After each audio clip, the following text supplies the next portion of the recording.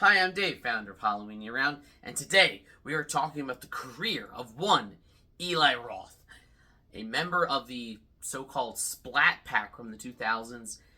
I've been a fan of Eli Roth for a long time. I was a teenager during that era where, you had Saw, and then you had Eli Roth's Hostel, and, the whole torture porn was a whole thing.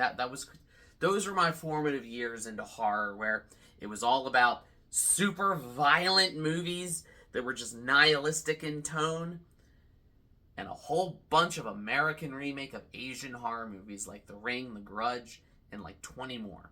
So, I've been a fan since the Hostel days. This is a director that I've seen him have ups and downs, but overall, I've always really enjoyed most of what Eli Roth does. And I've always kind of enjoyed him as a person. You see him in interviews, and first and foremost, he's a horror fan. There's a really good interview he did, actually, on Last Drive-In with Joe Bob Briggs, where, he talks about all of his inspirations and Giallo movies and all that. And, I mean, the guy produced The History of Horror on AMC. So, he absolutely loves the genre, and you really do see it on screen. I think he's almost like the Quentin Tarantino of horror, and I know they've worked together. He acted in Tarantino's Inglourious Bastards, and other than him being a director, that's probably my other favorite thing he's ever done, is playing Sergeant Donnie Donowitz in that movie. But with the recent release of Borderlands, I wanted to go back and just look at Eli Roth's filmography as a whole. It has ups, and it has downs. But like I said, I've always just kind of enjoyed his personality. He's actually going to be at a convention coming up in a few months that I'm going to go to, so hope to meet him there. And without further ado, let's jump right into ranking every Eli Roth movie from my least favorite to my most favorite. Number 9, Death Wish. I have no doubt in my mind that Eli Roth loves the original Death Wish movies with Charles Bronson. It's his era, and like I said, first and foremost, he's a fan. Which is why it frustrates me so much to see him do a remake that just honestly feels so boring and generic. This was, to my knowledge, this was Roth's first, big budget studio movie. He has Bruce Willis in it. He had an A-list, star, and I don't know if it was so much Roth as it was maybe studio interference, but just the movie it's so bland. For a movie called Death Wish, it's really boring. So I think that it's probably not entirely his fault, and we can argue whether or not Death Wish even needed to be remade. It didn't. But for just... You say Death Wish directed by Eli Roth, and you're expecting something that's just insane and bloody and gruesome, and you just get this movie that's incredibly forgettable and boring. Number 8, Borderlands. So I went to see his new movie, Borderlands. I was apparently one of only 5 people in America to see this movie, because it's not doing so well. It is still in theaters at time of recording, but it probably won't be for much longer. And again, you can see where, his passion and his creativity could have done something and come through. He's working with Cate Blanchett again. He's working with Jamie Lee Curtis. Kevin Hart is, Kevin Harding. And it has all these ingredients for a movie that should be kind of fun and entertaining and, dare I say, Guardians of the Galaxy-esque. That's kind of the vibe I feel like he was going for. But instead, we just get this very watered-down PG-13 movie that apparently was shot as an R-rated movie, but they edited it down, they cut it down, and it's just... It's not even so bad it's good in The Room kind of sense. It's not even that level of bad. Kind of like with Death Wish, it's just kind of dull. You have this really annoying robot that the joke is he's not funny, but when all he's doing is throwing jokes at the audience that are more annoying and cringe, by the end of it, you're like, I get the joke is he's not funny, But why do you keep having him be not funny and annoying us? I think it was just a total misfire. And again, I cannot stress this enough. Eli Roth does better with like low to mid-budget horror. Big budget studio projects are not his thing. And, you know, I know he had, you know, personal interest in the source material, but just giving him more than $100 million to do, you know, an adaptation, something with a built-in audience, probably wasn't the best idea. Not because I think he's a bad director, but because I think this is not the kind of movie he is good at directing. I think it's just, there's no overlap with his skills and the skills you need to make a good action video game movie. Number 7, The House with a Clock in Its Walls. Fun fact, this is the only Eli Roth movie I've shown to my children because it's a kid's movie. Which again, this was very much him stepping out of his element.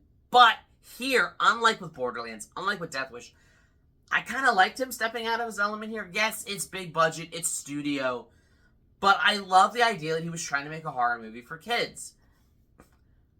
I just don't think it all works. Like, it has fun moments.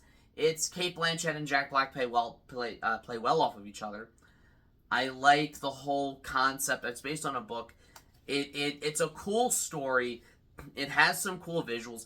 There are moments that even when I showed my kids, they're like, that's a little scary. And like, I like that it kind of has that edge. It's a PG kids movie, but it's trying to get them into horror.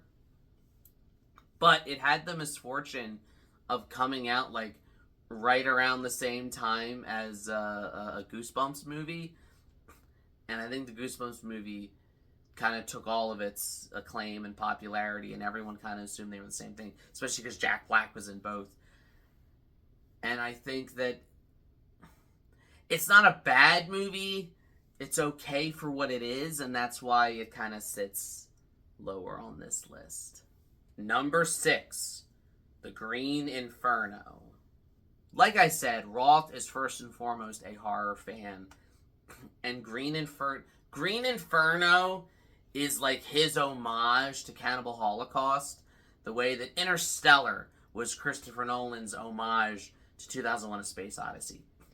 It's technically not a remake. It's kind of doing similar stuff, but it's meant to like get a new generation into it.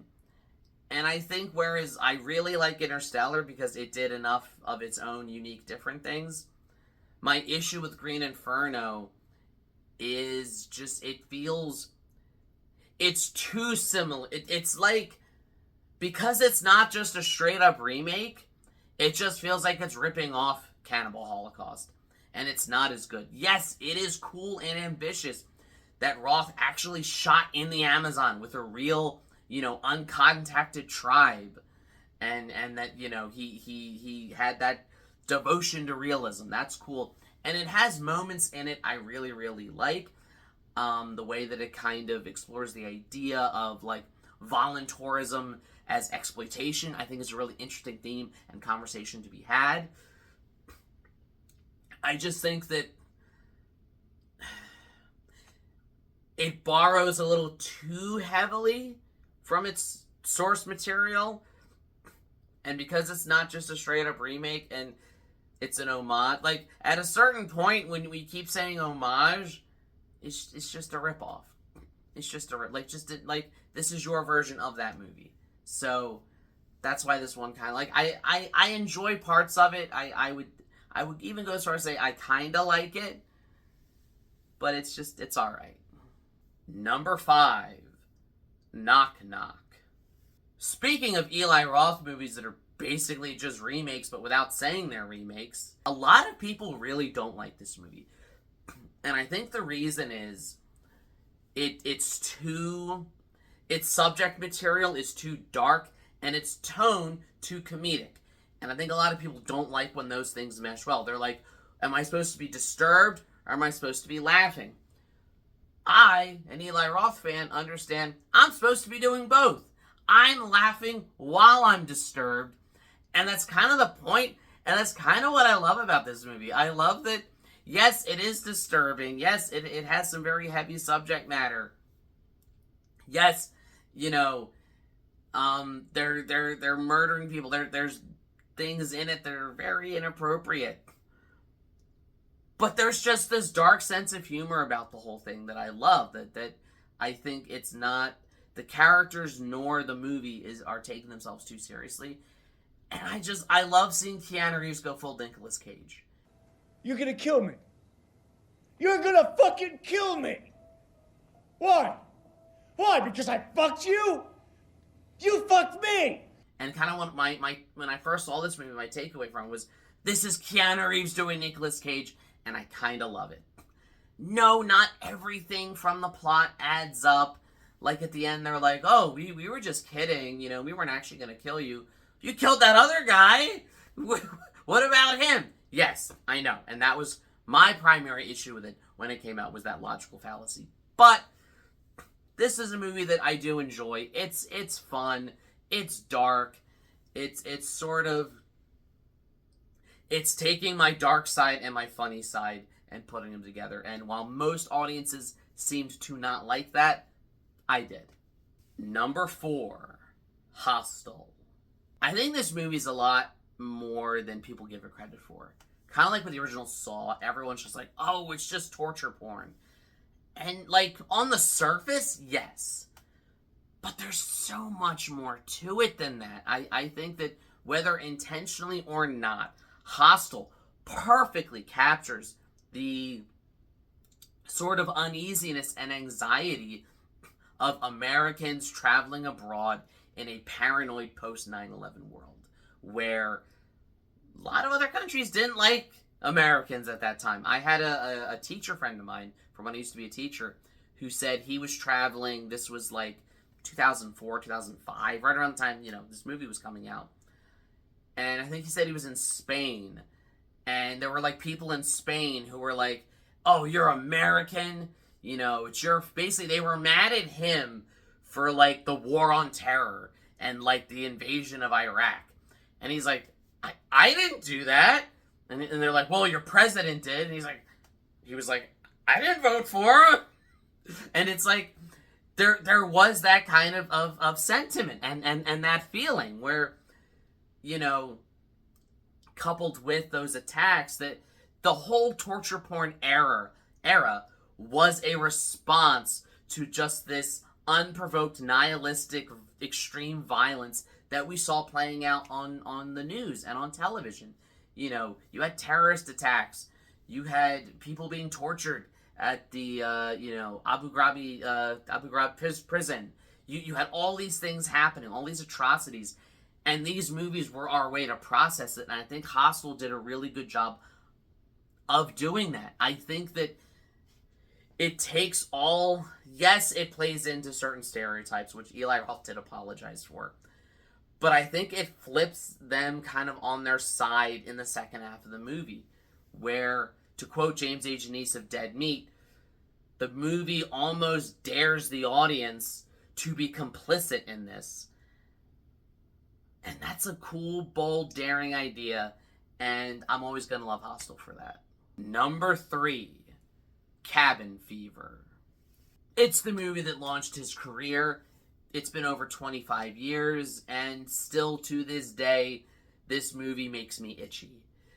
There's something about body horror, just that, like, visceral, primal, like, just talking about it. I don't like things on my skin, so it just, this movie really, really got to me in a way that none of his other movies have. Like, I'm not genuinely afraid of being abducted and tortured. Maybe I should be. I'm not genuinely afraid of going to the Amazon and being eaten by a cannibal tribe, because I don't plan on going there.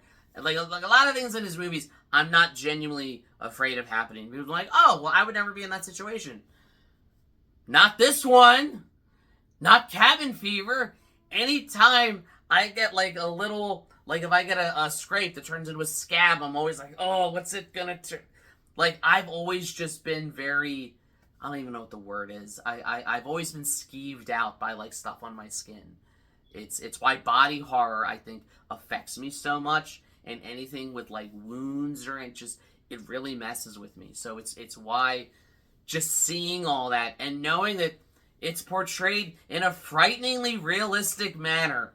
Strikes me to my core more so than any other movie.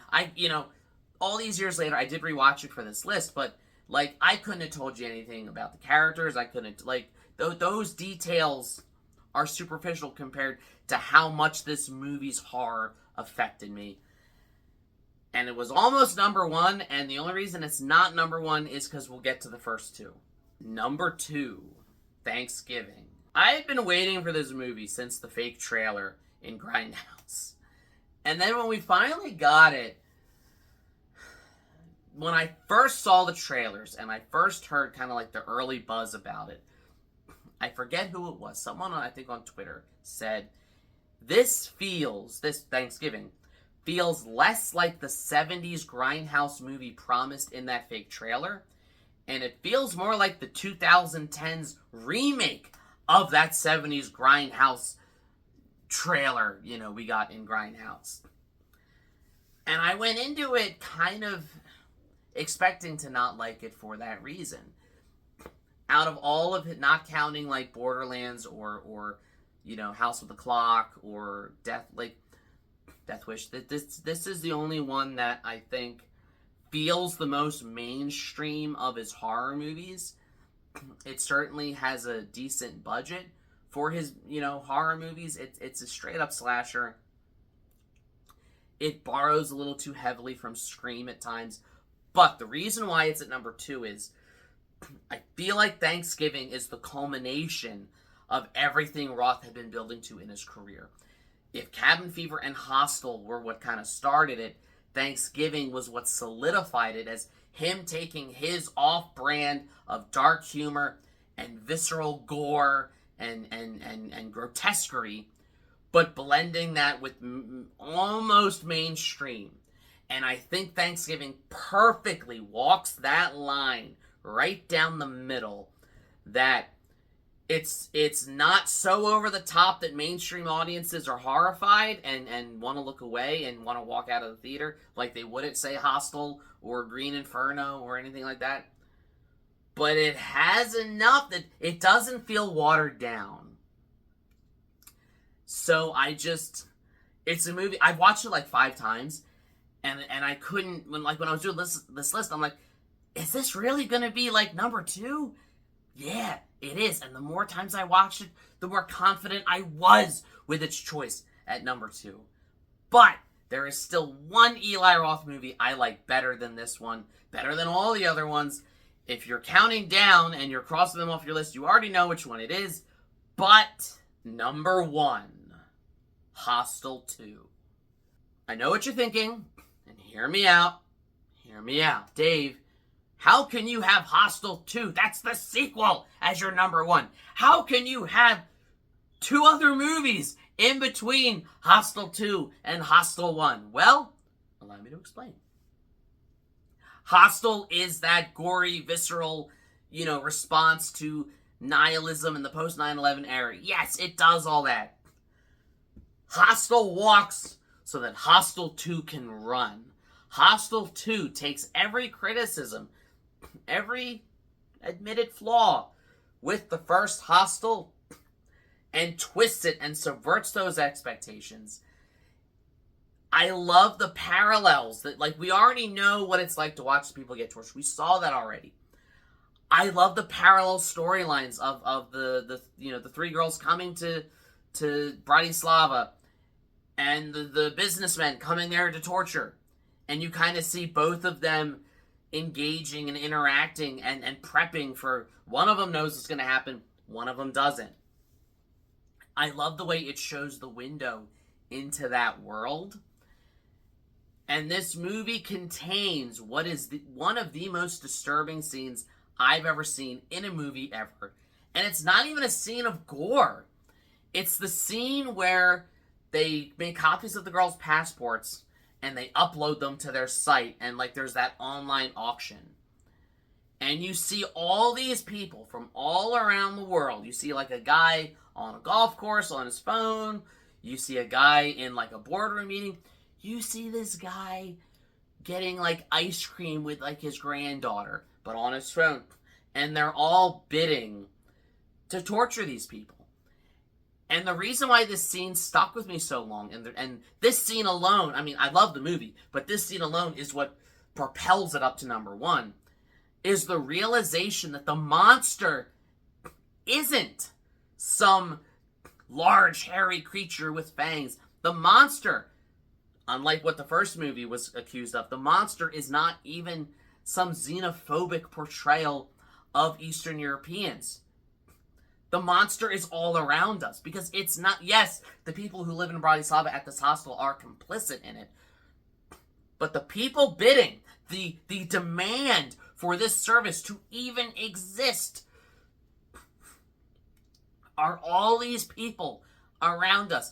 That guy at the board meeting, that guy sitting over at the ice cream parlor with his granddaughter, that guy we see on the golf course.